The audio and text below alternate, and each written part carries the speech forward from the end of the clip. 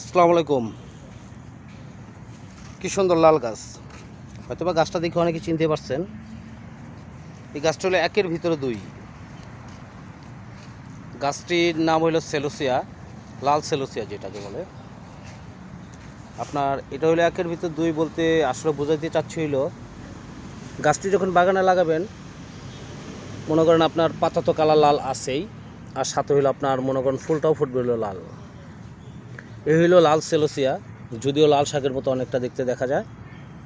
তো আসলে এটা লাল শাক ভাবা যাবে না, এটা হলো একটা ফুল গাছ। তো এটা হলো গরমের সিজনের, আর হলো এটা শীতের লাস্টের দিকে, এটা আপনার মানে শেষের দিকে ফেলে বীজটা। তো বর্ষার সিজনে এই গাছটা খুব ভালো হয়। তো ধন্যবাদ সবাইকে, ভালো থাকবেন।